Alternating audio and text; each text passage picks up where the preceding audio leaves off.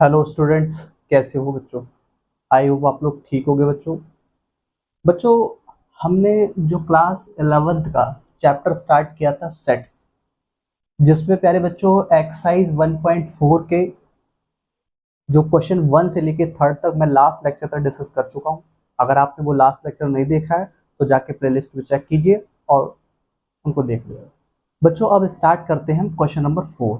Question number 4 क्या कहता है उसको सॉल्व करते हैं, और अगर कोई कॉन्सेप्ट अगर नया इंट्रोड्यूस हो रहा होगा तो उसको भी हम देखेंगे। तो चलिए क्वेश्चन नंबर 4 देखते हैं बच्चों। तो चलिए प्यारे बच्चों, एक्सरसाइज 1.4 का क्वेश्चन नंबर 4 देखते हैं। क्या कह रहा है कि if set A equals to this, set B equals to this, set C equals to this and set D equals to this. कह रहा फाइंड।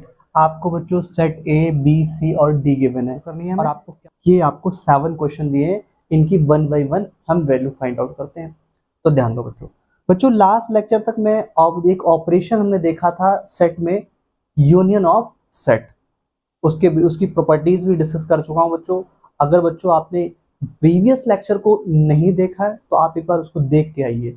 वॉच करना आपके लिए मस्ट है, बिकॉज कि अगर आपको ये चीजें समझनी है तो कहीं ना कहीं प्रीवियस लेक्चर बहुत इंपॉर्टेंट रोल रखते हैं नेक्स्ट लेक्चर्स के लिए। ठीक है बच्चों, तो चलिए देखते हैं क्या कह रहा है। First question, A union B. A union B क्या होता है देखो जरा। सेट ए के एलिमेंट और सेट बी के एलिमेंट को एक साथ लिख दीजिए। तो देखो कैसे सॉल्व करते हैं बच्चों इसको। सेट ए क्या है, 1,2,3,4। साइन हमारा बच्चों कौन सा है, यूनियन का। और सेट बी कितना, सेट बी 3,4,5,6। अब बच्चों ध्यान देना एक बात, आपने एक बात अच्छे से सीखी है कि इन दोनों का यूनियन अगर फाइंड आउट कर रहे हैं और दोनों में कुछ ऐसी वैल्यूज हैं जो सेम है, जो number of element exactly same है, तो उनको बार बार नहीं लिखेंगे। आपको पता रिपीटिशन मीनिंगफुल नहीं होता है। तो बच्चों कैसे करेंगे उसको, 1,2,3,4। अब देखना बच्चों, एलिमेंट 3 एलिमेंट 4 सेट ए में भी है, ऑल्सो बी में भी है। तो बताओ दोबारा इसको लिखने की जरूरत है क्या? आप कहोगे नहीं, क्यों? क्योंकि सर इसका रिपीटिशन मीनिंगफुल या मीनिंगलेस होता है, उसका कोई मीनिंग नहीं होता है, इसलिए आपका उसको अगेन लिखने की कोई जरूरत नहीं है। 5,6 ये प्यारे बच्चों आ गया आपका वैल्यू किसकी, A union B. A union B. आप समझ पा रहे होंगे कि सेट ए और सेट बी के जो एलिमेंट है उनको एक साथ कंबाइन करके लिख देते हैं। बट ये याद रखना, अगर कोई सेट कि उस सेट में अगर दोनों सेट में कोई एलिमेंट रिपीट हो रहा है तो उसको अगेन नहीं लिखते हैं, क्योंकि उसका कोई मीनिंग नहीं होता। ठीक है, नेक्स्ट अब क्वेश्चन नंबर 2 देखते हैं बच्चों। तो आई होप बच्चों आपको इस क्वेश्चन नंबर 4 का वेरी फर्स्ट जो आपका पार्ट है वो आपको इजीली समझ में आया होगा। अब बच्चों हम डिस्कस करते हैं इसका सेकंड। क्या कह रहा है, ए यूनियन सी, यानी ए का यूनियन किसके साथ, सी के साथ। तो करते हैं बच्चों। सेट ए के एलिमेंट क्या है, तो आप कहोगे 1,2,3,4। सेट, अब साइन बीच में कौन सा लगा बच्चों, एक ऑपरेशन लगा यूनियन का। और सेट ए सी के एलिमेंट कौन से बच्चों, सेट ए के ये 5,6,7,8। तो बच्चों बताओ इनको कंबाइन करके लिख देता हूं मैं, कैसे लिखूंगा, 1,2,3,4 और 5,6,7,8।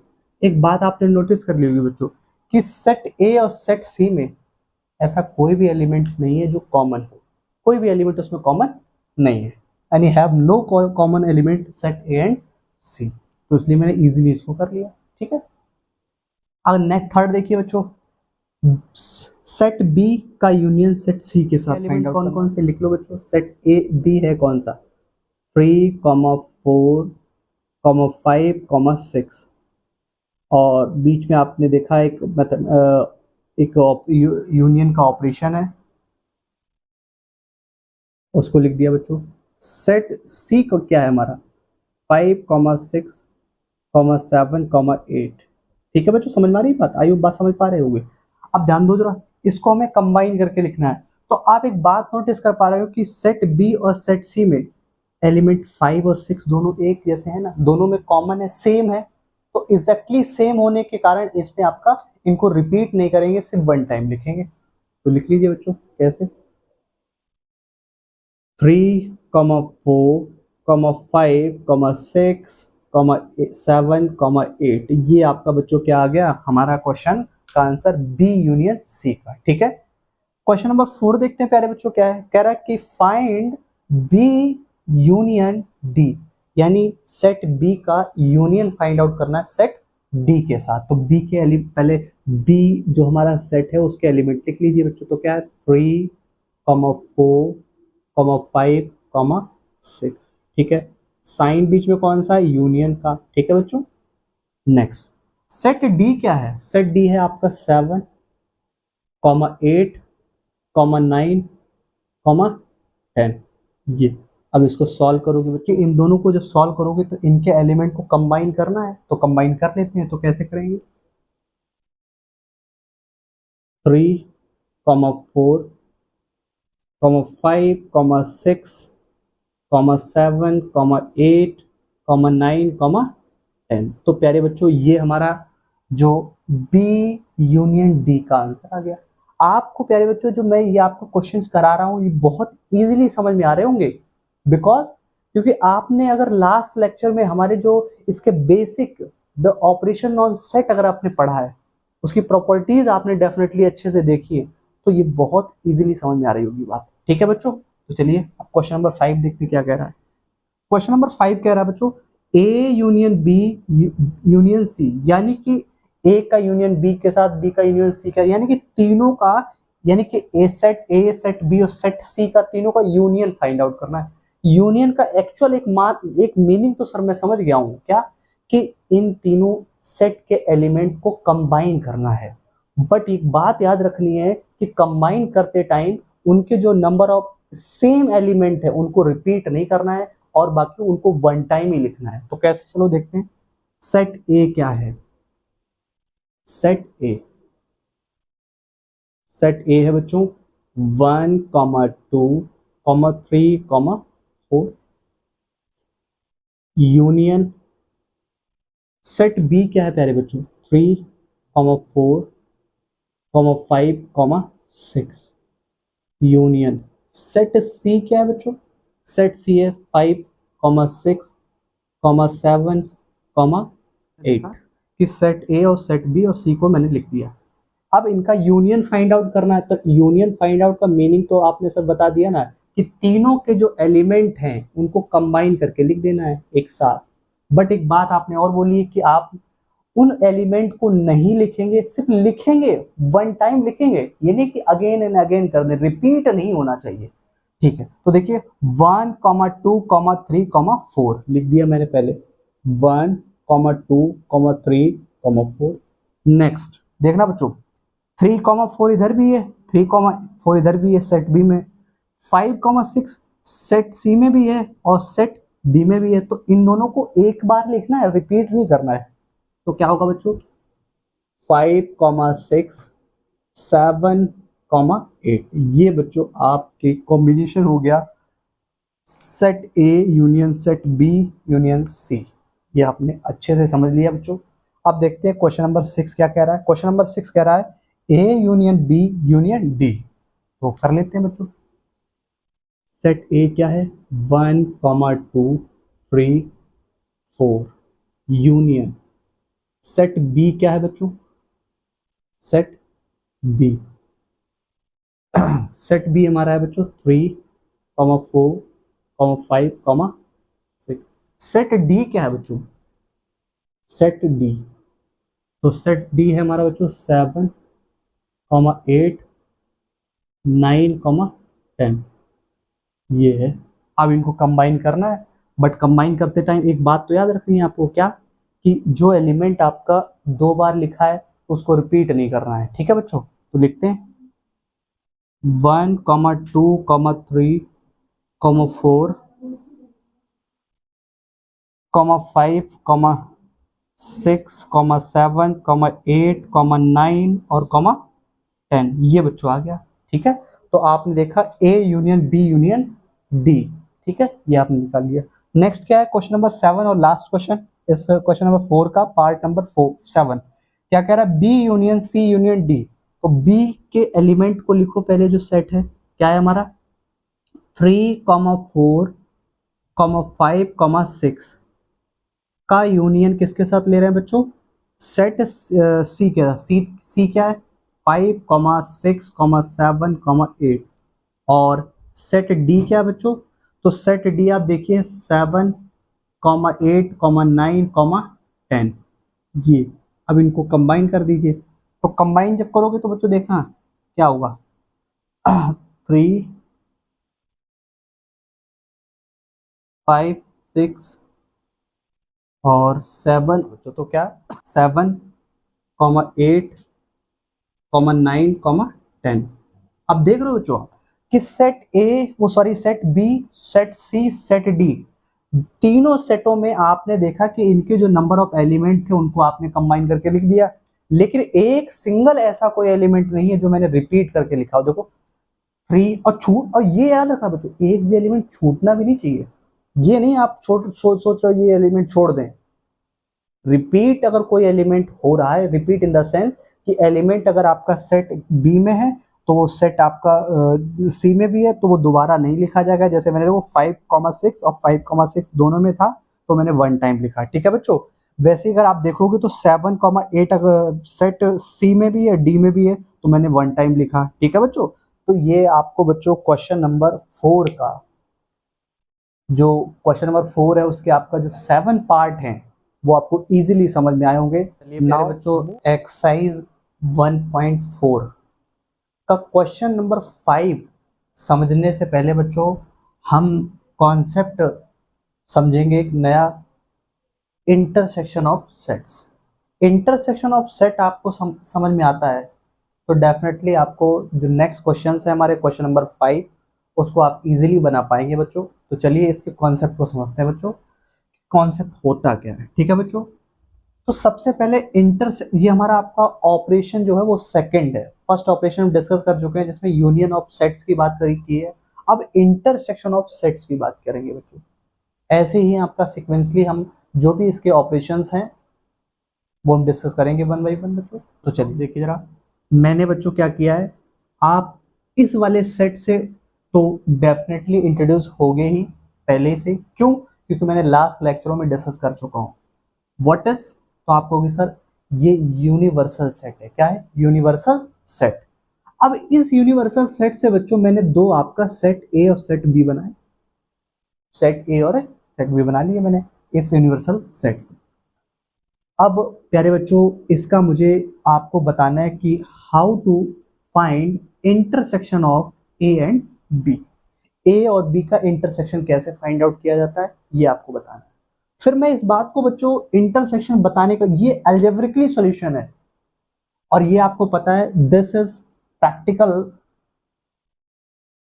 Solution of intersection of sets. तो बच्चों ये भी देखेंगे बच्चों। ठीक है, निकालने वाले बच्चों ए इंटरसेक्शन, ध्यान देना बच्चों इंटरसेक्शन का साइन कैसा होता है, ध्यान समझना, इस तरीके का, इस तरीके का ए इंटरसेक्शन बी। इंटरसेक्शन का साइन इस टाइप का होता है, ध्यान रखना बच्चों। ए इंटरसेक्शन बी क्या होगा, ए इंटरसेक्शन बी का मीनिंग है बच्चों कि सेट ए और सेट बी में, set A and set B में वो एलिमेंट जो दो कॉमन है। इंटरसेक्शन का मीनिंग समझ में आ रहा है बच्चों। मैं आपसे पूछ रहा हूं ये जो इंटरसेक्शन हमारा जो आपका एक ऑपरेशन यूज कर रहा हूं, ये किन दो सेट के बीच में यूज कर रहा हूं, आपको सेट ए और बी के बीच में। अब ए और बी के बीच में, सेट ए और बी के बीच में आपका ये इंटरसेक्शन का साइन यूज किया है। तो ये ऑपरेशन अगर ए और बी के बीच में लगा है तो इनके जो एलिमेंट है वहां पे भी तो काम करेंगे। तो क्या होगा बच्चों बताइए कि सेट ए में और सेट बी में ऐसा कौन सा एलिमेंट है जो कॉमन है। तो आपने देखा कि सेट ए और सेट बी में जो कॉमन एलिमेंट मिला है वो क्या मिला बच्चों, वो मिला मुझे 3। कितना मिला, तो this is intersection of A intersection B. Intersection हमने फाइंड आउट कर लिया ए और बी के, यानी कि दो सेट है, इनके बिटवीन में एक हमने आपका ऑपरेशन देखा नया, कौन सा, इंटरसेक्शन ऑफ सेट, वो आपने इजीली फाइंड आउट कर लिया। ये अलजेब्रिकली सॉल्यूशन बोल सकते हैं, ठीक है बच्चों। और ये हमारा प्रैक्टिकल सॉल्यूशन है, ध्यान देना कैसे। अब ध्यान दो बच्चों, अब जरा हम ये इसको एक्चुअल में क्या बोलते हैं बच्चों, ये लास्ट लेक्चर में डिस्कस कर चुके हैं, ये वेन डायग्राम है, ठीक है। वेन डायग्राम में आपने देखा कि बच्चों ये जो बड़ा सा रेक्टेंगुलर जो शेप वाली चीज है वो किसको आपका डिनोट करेगी, ऑलवेज इसमें क्या लिखा जाएगा, ये यूनिवर्सल सेट को रिप्रेजेंट करती है। और ये जो सर्कल होते हैं वो किसको, जो यूनिवर्सल सेट से जो अपने सेट बनाए हैं, या यूं कह सकता हूं कि A and B is a subset of universal set, क्योंकि जिस सेट से आपने लिए वो उसके सबसेट ही तो होंगे, ठीक है। बात समझ में आती है बच्चों। अब मैं क्या करने वाला हूं, इस पूरी की पूरी बात को यहां पे समझाने वाला हूं, ध्यान देना बच्चों। आप एक बात सोच रहे होगे कि दोनों के दोनों, ये सेट ए और सेट बी में एक ऐसा पार्ट है जो आपको कॉमन दिख रहा है, ऐसा रीजन है जो कॉमन दिख रहा है, ऐसी फील्ड है जो कॉमन दिख रही है, तो आप बता सकते हो इजीली ये वाली फील्ड है। तो ये वाली फील्ड कॉमन है, तो मैं आपसे पूछ रहा हूँ बताइए इन दोनों में क्या कॉमन है, तो आप कहोगे 3। तो सर आप ये कहना चाह रहे हो इस फील्ड में 3 फिल किया जाएगा। मैंने कहा हाँ बिल्कुल आप सही सोच रहे हैं, ठीक है बच्चों। अब ये 3 एलिमेंट अगर आपका सेट ए और बी में दोनों कॉमन है, तो मैं पूछ रहा हूं कि सेट ए में ओनली क्या है, तो आप कहोगे सर 1 और 2। अगर 3 सेट ए और बी में कॉमन है, जो 3 है वो सेट ए और बी में अगर कॉमन है, तो ओनली सेट बी में क्या है, तो आप कहोगे सर 4,5। 4,5। अब प्यारे बच्चों ध्यान से देखना, 1, 2, 3, 4 ये आपका सेट ए और बी में आ चुके हैं। लेकिन आप नोटिस कर रहे हो कि यूनिवर्सल सेट में कुछ एलिमेंट रह गए ना, जो सेट ए और बी में नहीं आए, तो उनको कहाँ लिखेंगे सर, तो आप सिंपल सी बात है, यूनिवर्सल सेट का जो एरिया है, जो फील्ड है, वहां पे लिख दीजिए। तो क्या लिखोगे यहाँ पे, तो यहाँ पे लिखना है, यहाँ कहीं भी लिख सकते हो आप 6, 7, ये पूरा का पूरा जो फील्ड है खाली जो आपका दिख रहा है, वहां पर यूनिवर्सल सेट के जो एलिमेंट है वो लिख सकते हो। तो प्यारे बच्चों आपको बहुत इजीली वे में इंटरसेक्शन ऑफ सेट बहुत अच्छे से समझ में आया होगा, ठीक है बच्चों। आई होप आपको समझ में आई ना बच्चों ये बात अच्छे से कि इंटरसेक्शन ऑफ सेट क्या होता है। अब इंटरसेक्शन ऑफ सेट अगर आपको ये समझ में आ चुका है, तो इसका क्वेश्चन नंबर हम जो 5 है वो अब डिस्कस करेंगे बच्चों, क्या है।